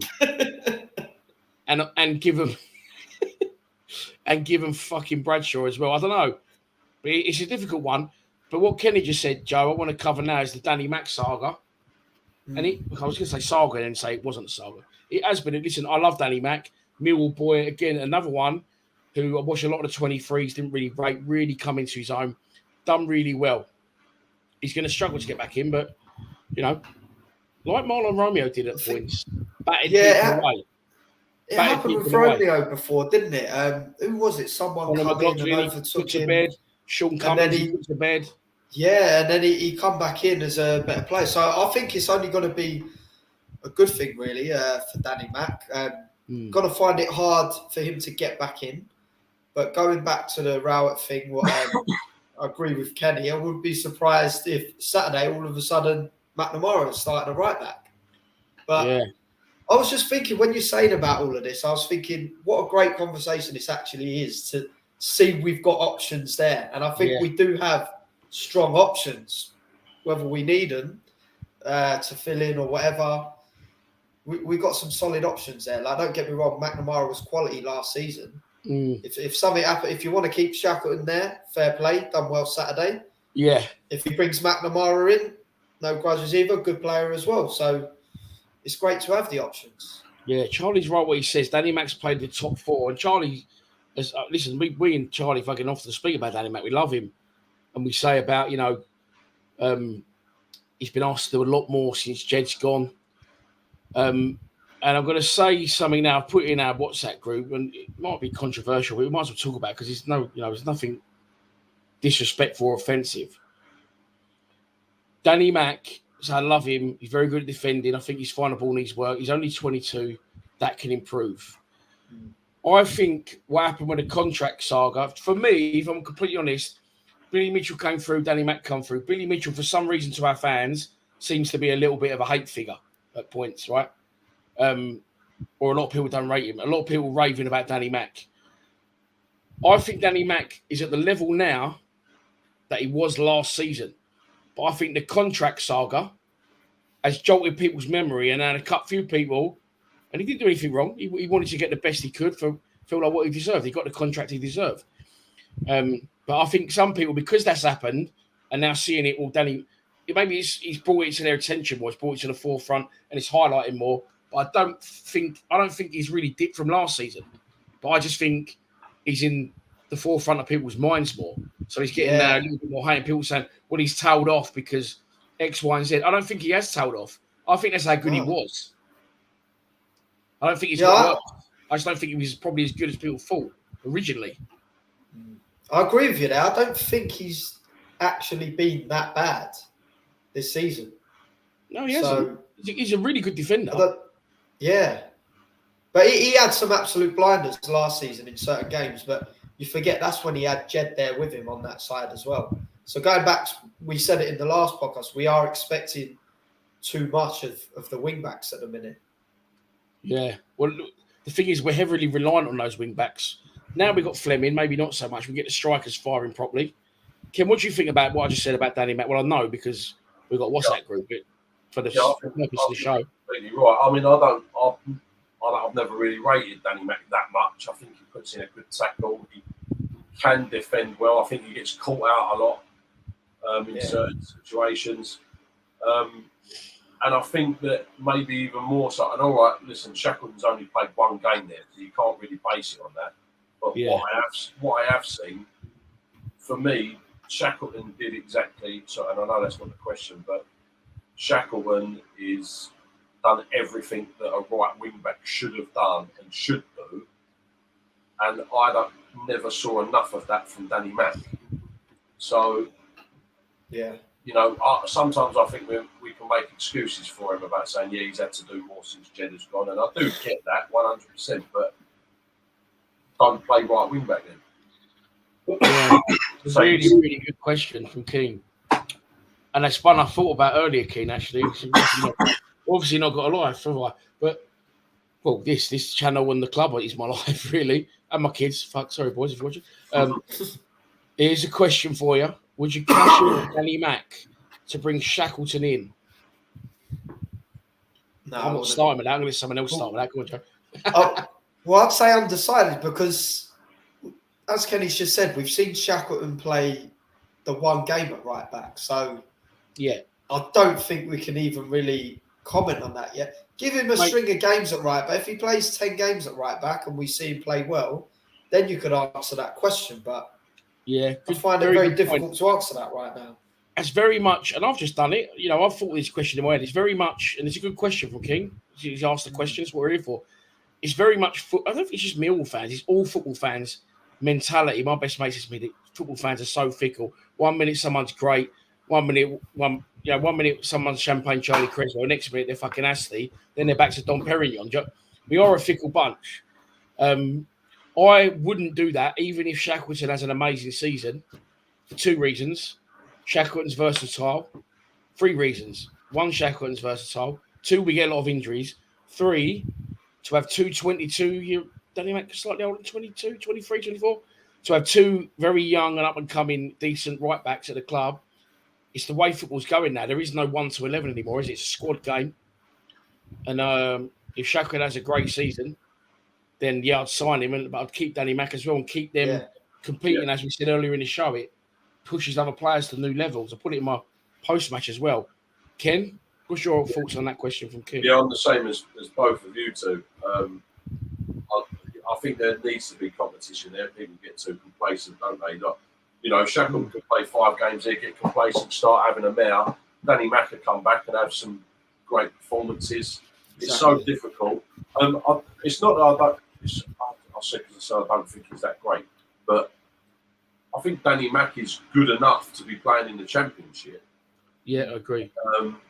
But I'm just now, once we've seen Shackleton play there, you're a bit like Shackleton offers more for me. But I would definitely keep both of them. Rowett hung him out to dry over the contract. Yeah, Charlie says Rowett hung him out to dry over the contract issue. Well, they said the ball's firmly in his court. And Danny Mack did respond on his Instagram. He posted saying, he signed the contract, and I believe he wanted to sign the contract. I don't believe he ever wanted to leave the club, but I felt that he progressed and he deserved a new contract, and I agree with him on that.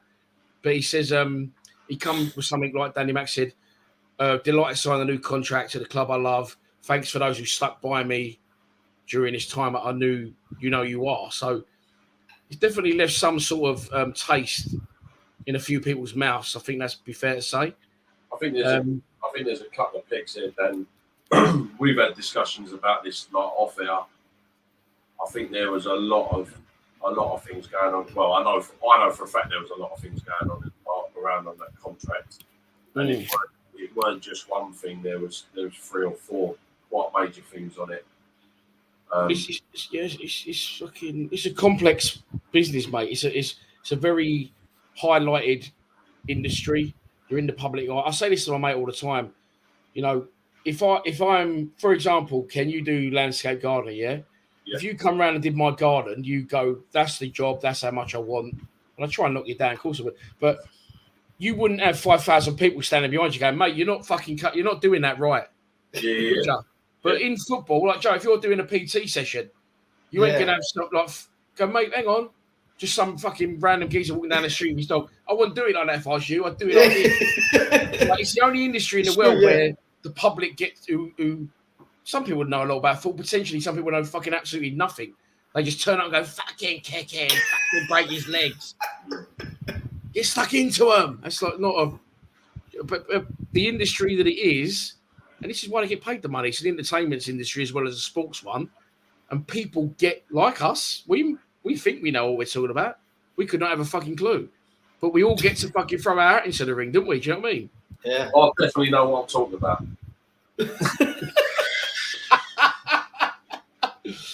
Fucking, well, that's the conversation killer. Fair enough. I agree with you, mate. I agree with you a lot. So, right, just talking about contract negotiations. It's going to lead me nicely onto our last subject before we talk about our next 5 games of the league table. Fuck me, boys. You're right to continue. It's gone 10 o'clock. Yeah. Is it? Right. Yeah, time flies when you're having fun. It does, doesn't it? Or someone said in the comments we've been tucking into Fleming's stash. I'm taking it he means we because we're having a good time. It's good. We like doing this podcast. We may well do it after Sunderland if we get a heavy victory. Right. Contracts. Talking contracts. Today, the club announced that Isaac Tanto Olaofe signed a new contract at the club.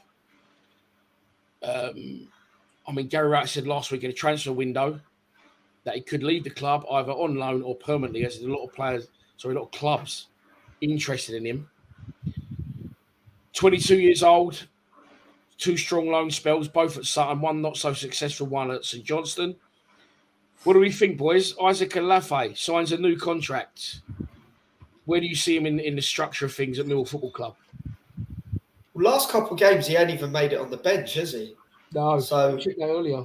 I was a bit sort of bewildered by that one, to be fair, because there was literally this talk like end of last week about him possibly even leaving permanently. So I don't know where the whole sort of U-turn has come all of a sudden for him to get this deal. Right. But if you're going to give him that deal, then he's not going anywhere now. Then surely you're going to have to get him involved in the first team, whether it's off the bench. Just give him a go. Like people were saying, like he had his chance against Cambridge in the cup. Like one game's not enough. Like you've got to give him a go off the bench. But then the hard thing for him now is we have options there as well. Depends whether he's playing the 1 up front or the 2 up front. You've got Afobe, Bradshaw, and Vogelsammer there. I just don't know where he's going to fit in and where Rowett would put him. Yeah, I think there's 2 things to pick up on there. First one is, I've said this before as well, you know, if we're safe in a season, we're not really a club that is safe early or, you know, right at the top of the table. Give him a run of games. Like you say, the Cambridge thing, I mean, some people saying he was awful at Cambridge. I saw Steve Morrison saying about this the other day. He said, well, strikers miss chances. I miss chances. But as a striker, you're worried, not if you're missing chances, but if you're not getting in the positions. And if you get in the positions, it's a confidence game. You watch, Afobe will start scoring goals now. Ken, I've got a theory on this. What are you saying about Santo? Club give him a new contract. Good thing or a bad thing? Or any other comments? I think it's a good thing. He's an unknown, in my opinion. I watched him in the Cambridge game.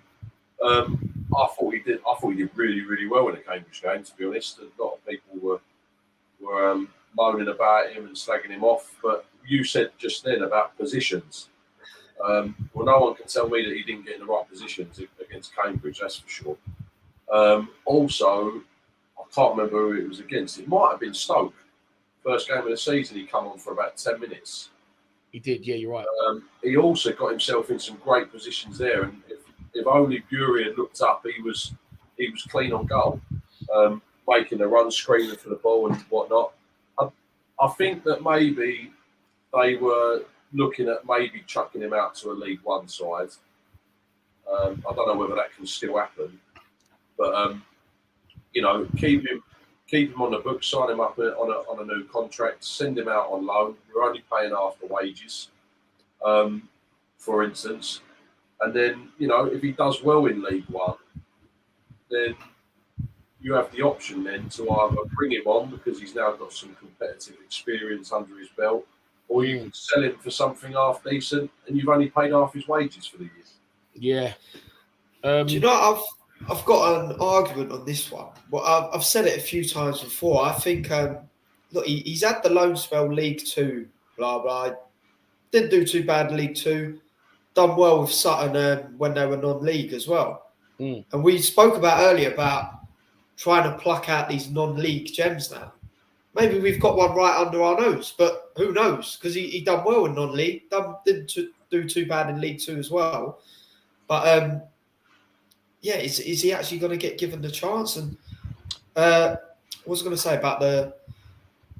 Sorry, I completely lost my point here. The point I'm trying to make is, how old is he now? 22, 23? He's 23 in November. I looked earlier. Right. I honestly think, how many players are there out there for other teams that at that age, you should be, if you're any good to play at this level, should have 100 games under his belt.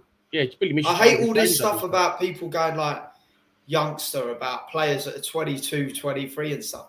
In this day and age, they're not youngsters. A lot of players are established.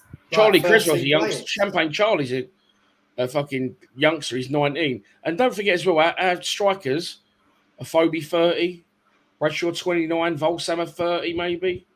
But it's knowing when to get him in.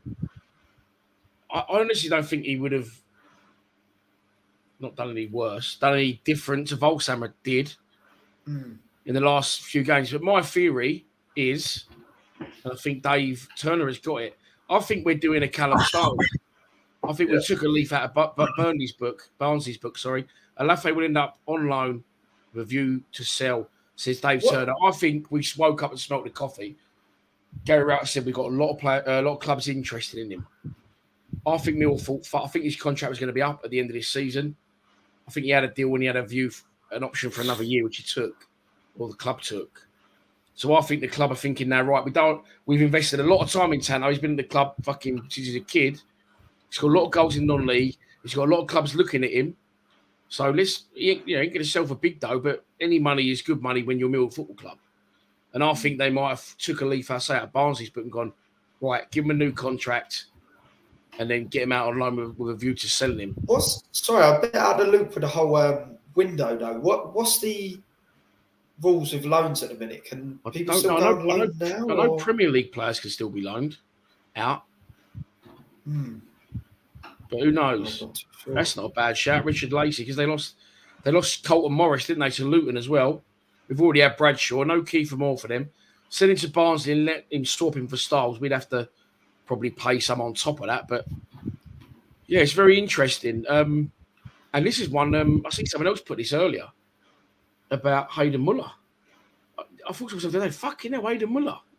He's been playing in the 23s. He's a really again, how old is he now? Same age as Billy Mitchell, 21.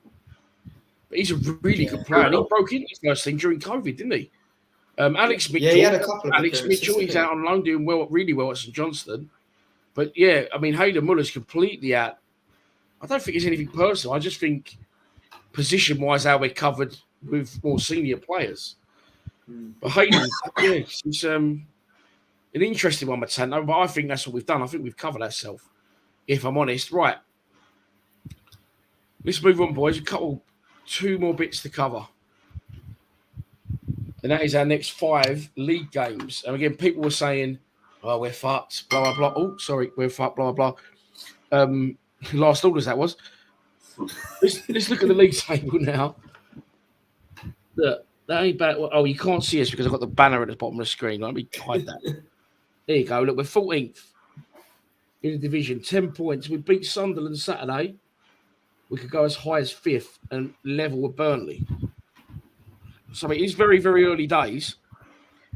And we've got 2 home games on the bounce next. Of course, after Sunderland, which is QPR on the Wednesday. And then Blackpool on Saturday. Then an international break. And then Blackburn away, Rotherham away within 4 days of each other. So look at our next 5 fixtures, boys. What are we thinking?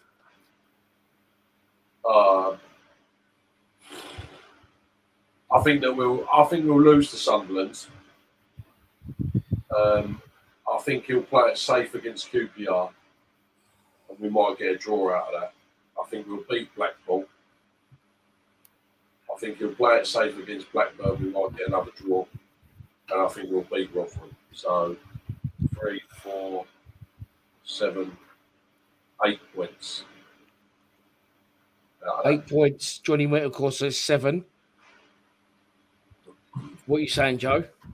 You know, on paper, it's funny how that win on Saturday can completely change your outlook on things. We can be fickle at times, but I'd say every single one of those games are winnable. I'm not saying we are going to win every single one, though, but they are winnable games. I would go, I think we get a draw at Sunderland Saturday. Yeah. I think we'd beat QPR. No, sorry. I think we'll draw the next 2. Draw against Sunderland, draw against QPR, beat Blackpool. I think we'd lose against Blackburn and then win against Rotherham. So what's that one? 8 points. Penny's gone for 8 points, what we think. I mean, out of, what would you say? That's what we think. You said 7 points, Ken, didn't you? Hang on. So I've gone for 8. 4, 5, 8. Oh, both got 8. So, Gary Bartholomew says 11. Anthony Jessup says 9. That's HS Fitness says 3 wins. So it's a good structure. Mark McGee used to do this apparently. Mark McGee used to sit down the squad and go, right, look, these games. We need to win this game, that game, and that game because we will lose games. So what would be an acceptable, as a Millwall fan and as Gary Rowett, out of 15 points, what would you say is an acceptable total? You'd probably go down the middle. 7, 8.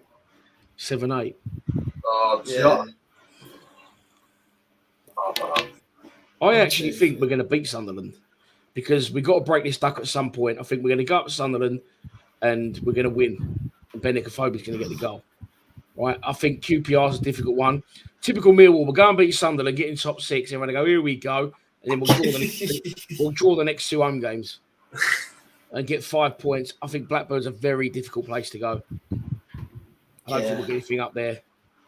Not I'm going to that one as well. You going Blackburn, yeah? Yeah. I've been Blackburn twice recently, 0-0. Steve Morrison open goal. And did you go there on the? We played them on a Tuesday. Was it a Tuesday or a Wednesday night back in March? Wasn't it? Went all the way up there midweek, 0-0. We were shocking. Yes, we've done the last 3 seasons. I think it's been 0-0, 0-0, 2-0, and 2-0 to them. I don't think we've won back in the. We ain't won there since we've been back in the champ, and they had 1 year out. That's right. 2-2-0 losses, 2-0 draws, and 1 season they was out. And then Rotherham. I'm definitely going Rotherham because I've not been to their new stadium. I think we'll get a point at Rotherham. So despite the strong start against Sunderland, I think we'll go win, draw, loss, draw. So I started positive, but I've gone for 6 points. But as we say, like around 7, that's fair enough, boys, isn't it? 7 points. Just got to look at the comments, see what most people looks like. A lot of people saying 7, 8, isn't they? There we go. But as I say, someone said it there. I'd say they're all winnable games, but we're not going to. Being realistic, we're not going to win them all. Look, for me, it's not. For me, it's not about the points. It's about the mannerism. Sorry, style of play, people that are playing, substitutions that are made, etc. They're all the things that I look at in a game. If you go back to the Burnley game. Yeah, exactly. Yeah, if you go out and you give it a goal, and we just weren't good enough on the day, I'm happy with that. Fair play, yeah. Well, I'm not happy with it, but you just I'm thinking back to trips we've had to Blackburn, and I'm sure that was the day when we lost 2-0 at Blackburn. I went, something's changed. It was under Harris. I went, something's changed. I went, they wouldn't cross the fucking halfway line. Something's changed. Oh, I remember that game. And I don't know what it was, but something switched for me. And about 5 games later, he was going, Charles, I've seen you say this a couple of times. He told us today he don't fancy us away. What was that? I didn't see that. Anyone else see that article? I mean, come on, fucking Gaff. I know your audience. Did I don't fancy us away.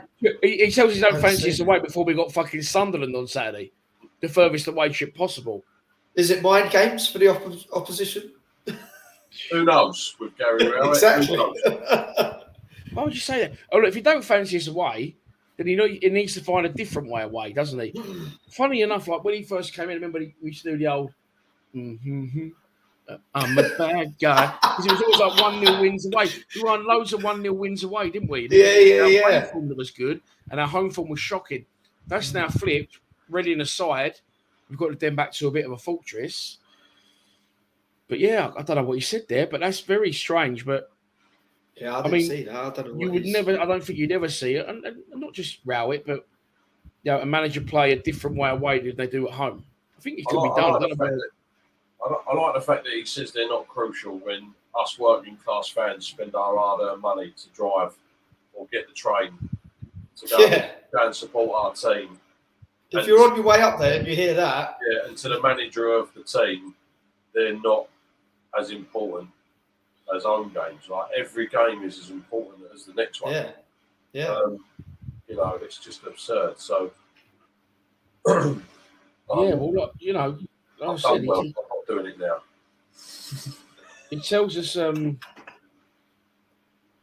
he tells us that the fucking day before everyone goes to or the week before everyone goes to Sunderland. Oh, someone's just put the news at the Den deletes the tweet. I'm on the News at Den feed. I can't see it now. I'm looking on the News at Den feed. What article was it in on News at Den? They say it's deleted. It's been deleted? Yeah. Well, there you go. There's a fucking bad bit of press with it. Bad fucking organisation there for whoever's organised that with the club and the interview and News at Den. Charlie's going to send me a screenshot. Go on, mate. Cheers. You got my number, haven't you? Go on, Charles. We're waiting on Charlie now. Where are you going to send it, Charles? Come on, Charles. You're only holding the show up, mate, with 200 people watching. No, where is it? Apparently the article. Oh, Instagram. So we always speak on Instagram. Yeah, send it to me on Instagram. Sorry, everyone. It's he sent it to me. Article's still up, but the tweet. Yeah, it's still up. Gary, 2 hours. That was when he screamed at his face. Gary Rowett's face. I mean, cheers, mate. Gary Rowett believes that Millwall away record will be less crucial if they can keep winning at the Den. Home form could ease pressure on away record. Slightly different spin on it, isn't it? It's a play on words. I don't think that's a major bad thing to say. Because obviously we're going to say that. Like, we've obviously got more of an advantage at home. I don't get him. Yeah, but I don't. Yeah. Go on, Ken. What are you going to say? Sorry. He also turned around and said that our man of the match on Saturday that had an absolute blinder at left wing back will probably play in midfield. I don't think because we're doing well, the whole rectify stuff, and then we can rectify the away stuff, and then we can fucking do it. Progress, can't we? It's not the sort of. I mean, whether he said it or whether it's worded well from the News at Den, Millwall will have a press officer and stuff like that. You shouldn't put stuff like that because people will read into it what they like, whether it's been meant in that context or not. Do you know what I mean? Yeah. I don't think. I think Richard Lacey's right there. Could just be a mind game. I said that, didn't I? I think that the whole press thing at Millwall is absolutely absurd. I think that I think that they always seem to put out an article to divert you from something else, and all of a sudden when the fans have been moaning. See, I don't know if you noticed, the fans were moaning a lot about Benik Afobe. Everyone kept their mouth shut. The minute that Benik Afobe scores, all of a sudden there's this big essay about how Gary Rowett praises Benik Afobe. I think there's hidden agendas all the time. Me personally, for the as a content creator looking for work, I'd agree that they need to sack the press officer. The most bizarre one they ever did was the we didn't sign anyone. Everyone was signing players, and we weren't signing anyone. And it was like they put a picture of Tyler Bury up and went, "Tyler's got a new trim." Yeah. That Like, was come fucking on. bizarre, wasn't it? Honestly, some of the stuff they put up on social media, like the official club page, I just think like, what the hell? Like, just random, strange Yeah, I will things. say, like, the club are, I would have given, they're improving a lot in other areas, you know, in and around the ground. They are listening to fans. They're getting, you know, it's a lot more presentable on match days now. They're trying to get people down there early, trying to get bands. Got a popcorn stand, a That's another bratwurst one. stand. The old popcorn one did not go down well, did it? But the old, No, it didn't, did it? I'll tell you what, mate. £7.50 for a German sausage, mate. It's taking a piss. That's what it is. You want to get the cock That's slam the ready, living crisis, isn't it? Especially when you take 5 kids. Let me tell you. Fucking hell. That's 35 sheets. That's good maths as well. Yeah, I know. We're all And the looking for an 4-year-old accountant. eats the most. I'm joking. Listen, I wouldn't want the fucking job at me when they couldn't pay me enough. Anyway, moving on. I'm trying to find this thing I've uploaded that Charlie just sent me, but I can't find it. But yeah, very strange, really. I suppose you read into that what you would like. But there you go. Listen, boys, it's been a very... I've got a question. Go on. It just popped into my head, and I thought it's got absolutely nothing to do with media or anything like that. Where's Alex Pearce now? AFC Wimbledon. Wimbledon. Oh, right. Cheers. You'll be out to sleep better tonight now when you know enough. So that's the article there. Look, I found it eventually. It's not going to cover the screen because I have to do graphics like that pre-show. But yeah, read into that what you will. Do you know, I kind of get what you're saying, but at the same time, as a manager, I don't think you should actually come out and say that. Well, look at this. So if you can see on the screen, it looks like Kenny's turned into Gary Rowett. Look. He's in the middle of us two. Look, he's not on the screen. Oh, yeah.